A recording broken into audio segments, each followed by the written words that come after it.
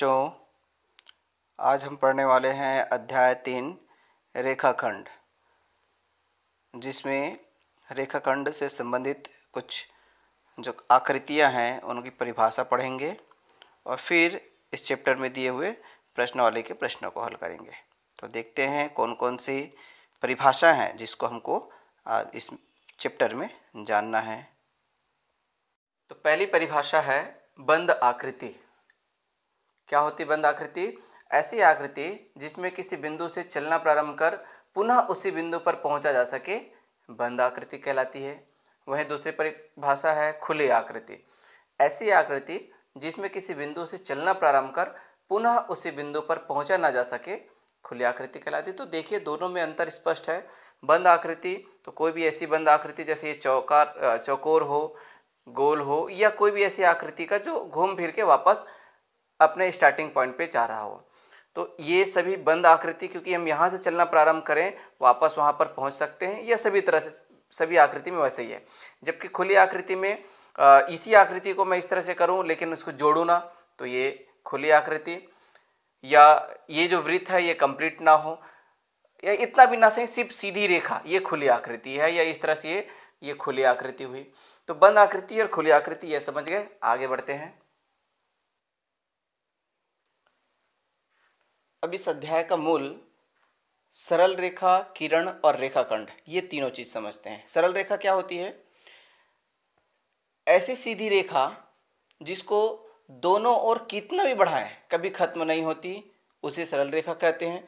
जैसे यहाँ पर एक सीधी रेखा, मैं यहाँ पर इसको तीर से दर्शा देता हूँ। इसका मतलब ये है कि इसको मैं इस दिशा में कितना भी आगे बढ़ा सकता हूँ, इस दिशा में इसको कितना भी आगे बढ़ा सकता हूँ। इसका स्टार्टिंग और एंडिंग का कोई हमको पता नहीं है, कोई ज्ञान नहीं है।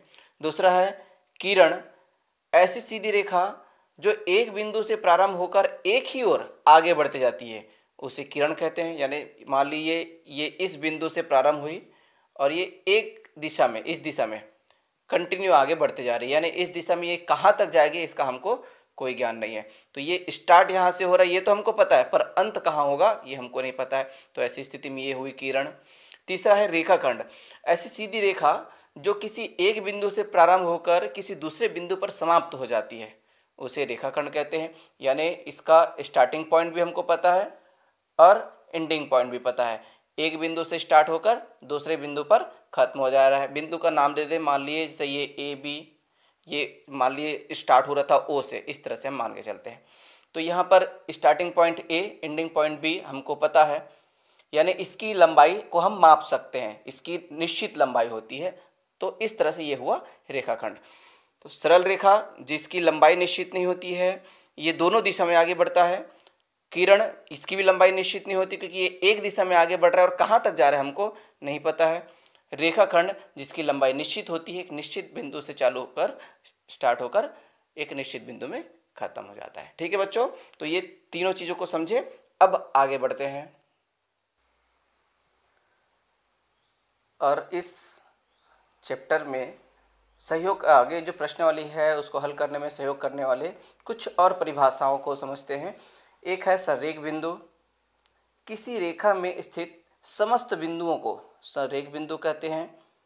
तो जैसे मान लीजिए ये रेखा है, अब ये रेखा कई सारे बिंदुओं से मिलकर बना है, तो इनमें जितने भी बिंदु हैं जिसका भी हम आवश्यकता अनुसार उपयोग कर सकते हैं, वो सभी बिंदु संरेख बिंदु, क्योंकि वो एक रेखा में स्थित है।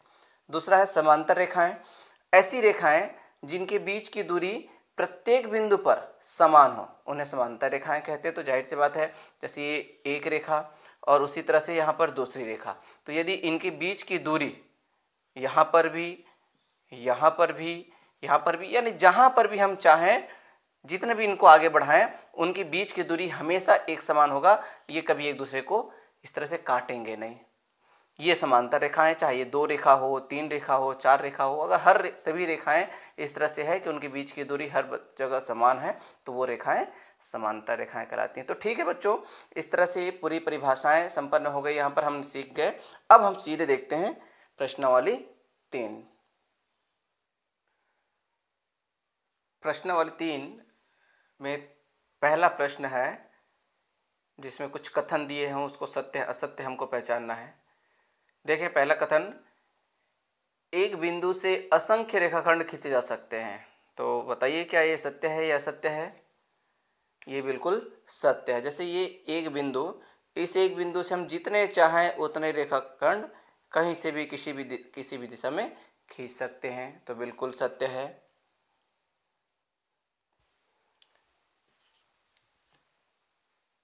इसके बाद दूसरा, दो बिंदुओं से गुजरने वाली असंख्य सरल रेखाएं खींच जा सकती है। तो यहाँ पर ये दो बिंदु है। अब इन बिंदुओं से हम कितनी रेखा खींच सकते हैं? यहाँ पर तो सिर्फ एक ही रेखा खींचता हुआ दिखाई दे रहा है, क्योंकि और दूसरी रेखा अगर यहाँ से दूसरी दिशा में खींचें तो ये वाला बिंदु मिस हो जाता है, यहाँ से कहीं से खींचें तो ये मिस हो जाता है इधर से। तो संभव सिर्फ एक ही लग रहा है, जबकि वहाँ पर असंख्य दिया है, इसलिए ये भी ये जो हो वो असत्य होगा। तीसरा, रेखाखंड की केवल लंबाई होती है, चौड़ाई नहीं। तो बिल्कुल ये भी सही है।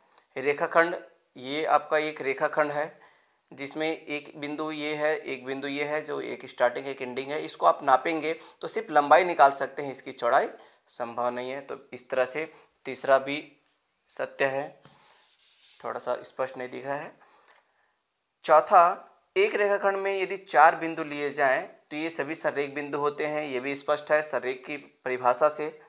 सररेख बिंदु आप जानते हैं, एक रेखा में 4 बिंदु लिए गए हैं तो ये सररेख होंगे। तो स्पष्ट है, इसी रेखा में स्थित है इसलिए सररेख है। तो ये सत्य। पांचवा, 3 असररेख बिंदु से अधिकतम 2 रेखाखंड खींचे जा सकते हैं। तो 3 असररेख बिंदु, असररेख मतलब जो सररेख नहीं है, सररेख मतलब नहीं है सीधे नहीं है। तो मान लीजिए इस तरह से हम कह दें तीनों को, चूंकि ये तीनों असररेख है, अगर मैं इसको सीधे इस तरह से लेता तो ये सररेख होते, लेकिन इनको इस तरह से मैं लिया हूँ कि ये एक दिशा में नहीं है, एक रेखा में नहीं है, तो असररेख। अब इसमें से क्या कहा गया है? अधिकतम 2 रेखाखंड खींचे जा सकते हैं। 3 असररेख बिंदुओं से अधिकतम 2 रेखाखंड खींचे जा सकते हैं। लेकिन अगर हम देखें, जैसे यहाँ पर इन दो को मिलाकर हम यहाँ पर एक रेखा खींच सकते हैं, इन दोनों को मिलाकर यहाँ पर एक खींच सकते हैं, और इन दोनों को मिलाकर यहाँ रेखा खींच सकते हैं। इसके अलावा ये बिंदु दोनों से मिल गया, ये दोनों से मिल गया, दोनों से मिल गया, और कोई रेखा नहीं खींच जा सकती। तो यहाँ पर 3 रेखाखंड खींचा गया है, जबकि इसमें सिर्फ 2 कहा गया है, इसलिए ये भी असत्य है। तो ठीक है बच्चों, पहला प्रश्न हो गया। इसी तरह से और भी बहुत सारे प्रश्न हैं इस प्रश्नावली में, सभी प्रश्न इजी हैं, आप देखेंगे समझ जाएंगे। दूसरा प्रश्न जिसमें से प्रतिच्छेदी रेखा और समांतर रेखा के संबंध में दिया हुआ है, तीसरा रेखा भी उसी से रिलेटेड दिया है, समझ जाएंगे। चौथा प्रश्न भी सररेख बिंदु को आपको ढूंढना है। पांचवा प्रश्न है जिसमें रेखा की लंबाई दिया हुआ है रेखाखंड की, इसको आपको बनाना है। तो आपको बस स्केल की सहायता से जितने सेंटीमीटर का, जितने लंबाई का रेखाखंड बनाना है उसको आप बना सकते हैं। छठवां प्रश्न है, एक ही सरल रेखा में 3 सेंटीमीटर, 5 सेंटीमीटर और 6.5 सेंटीमीटर के 3 रेखाखंड खींचिए। तो एक रेखाखंड खींच के उसको आप अलग अलग भाग में बना सकते हैं। ये है 3 सेंटीमीटर, तो शुरुआत यहाँ ए करके 3 सेंटीमीटर की दूरी में यहाँ पर बी कर दीजिए। फिर इसी में यहाँ से 5 सेंटीमीटर की दूरी में सी लिख लीजिए। फिर उसके बाद 6.5 सेंटीमीटर की दूरी में इसी रेखा में डी ले लीजिए। तो इस तरह से ये ए डी, ये एक रेखा है जिसमें तीनों चीज़ें शामिल हैं। सातवां प्रश्न, रेखाखंड दिए गए हैं, इनकी लंबाई के योग के बराबर रेखाखंड खींचिए। तो सातवां प्रश्न में इस तरह से दिया है, 2 रेखा दिया हुआ है, जैसे ये ए बी और सी डी, 2 रेखा दिया हुआ है। इसकी लंबाई जो भी होगा, सी डी का जो भी लंबाई होगा, क्वेश्चन है कि इनके योग के बराबर रेखाखंड खींचिए। तो आपको इसको मापना है। मान लिए ए बी को आपने मापा और इसकी वैल्यू आई, मान लिए 3 सेंटीमीटर, सी डी की वैल्यू मान लो आया 2 सेंटीमीटर, आपको स्केल से नापना है। और फिर उसके बाद 3 और 2 को जोड़ेंगे तो 3 और 2 बराबर 5, यानी दोनों का योगफल, जो लंबाई का योगफल है 5 आया, इसलिए आपको यहाँ पर 5 सेंटीमीटर का एक रेखा बनाना है।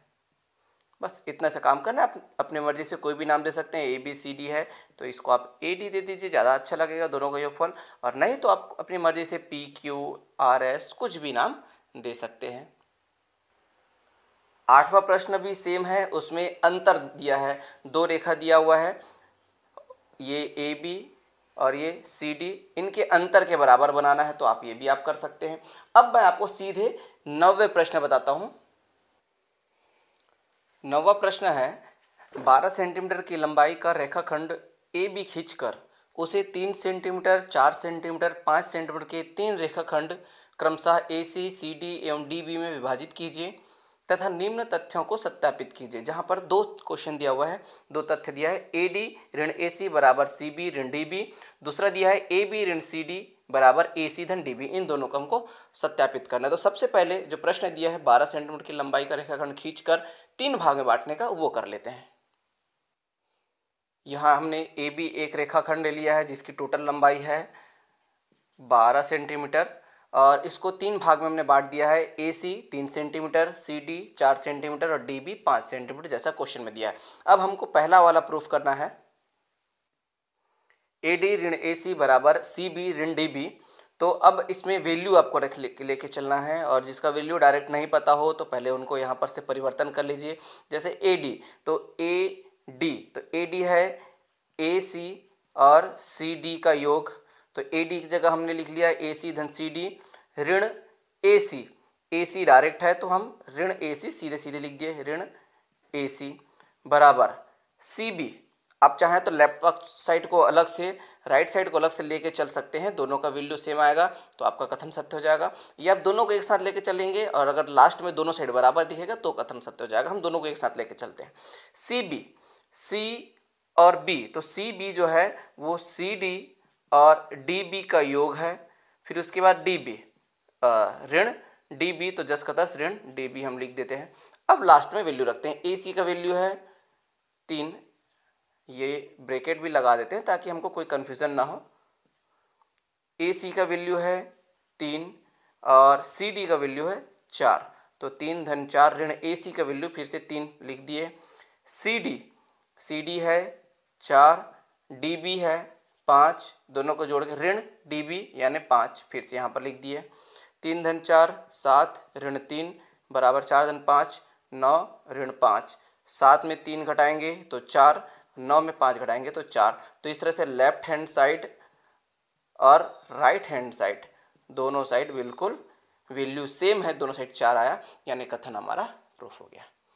ठीक है बच्चों, तो उम्मीद करता हूँ इसी तरह से ये सेकेंड वाला जो क्वेश्चन है इसको भी आप लोग करें ताकि आपकी प्रैक्टिस हो। बताने को मैं बता दूं पर आप प्रैक्टिस करें तो ज़्यादा बेहतर होगा।